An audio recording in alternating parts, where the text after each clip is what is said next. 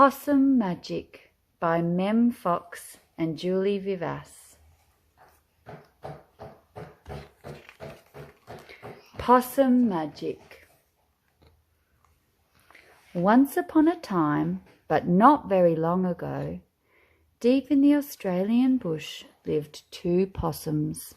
Their names were Hush and Grandma Poss. Grandma Poss made bush magic. She made wombats blue and kookaburras pink. She made dingoes smile and emus shrink. But the best magic of all was the magic that made Hush invisible. What adventures Hush had! Because she couldn't be seen, she could be squashed by koalas. Because she couldn't be seen, she could slide down kangaroos. Because she couldn't be seen, she was safe from snakes, which is why Grandma Poss had made her invisible in the first place. But one day, quite unexpectedly, Hush said, "Grandma, I want to know what I look like. Please could you make me visible again?"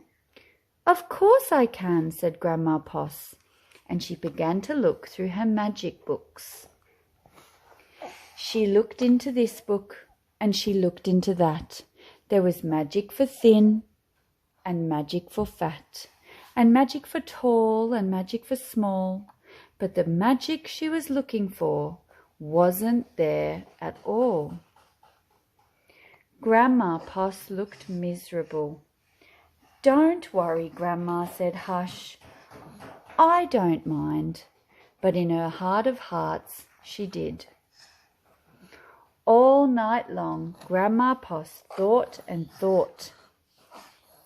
The next morning, just before breakfast, she shouted, "It's something to do with food. People food. Not possum food, but I can't remember what. We'll just have to try and find it."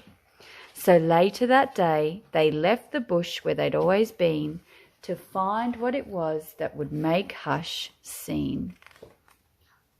They ate Anzac biscuits in Adelaide, Mornay and Minties in Melbourne, steak and salad in Sydney, and pumpkin scones in Brisbane. Hush remained invisible. "Don't lose heart," said Grandma Poss. "Let's see what we can find in Darwin." It was there, in the far north of Australia, that they found a Vegemite sandwich. Grandma Poss crossed her claws and crossed her feet. Hush breathed deeply and began to eat. "A tail," shouted both possums at once, for there it was, a brand new visible tail. Later, on a beach in Perth, they ate a piece of pavlova. Hush's legs appeared. So did her body. "You look wonderful, you precious possum," said Grandma Poss. Next stop, Tasmania, and over the sea they went. In Hobart, late one night in the kitchens of the casino, they saw a lamington on a plate. Hush closed her eyes and nibbled. Grandma Poss held her breath and waited. "It's worked," she cried.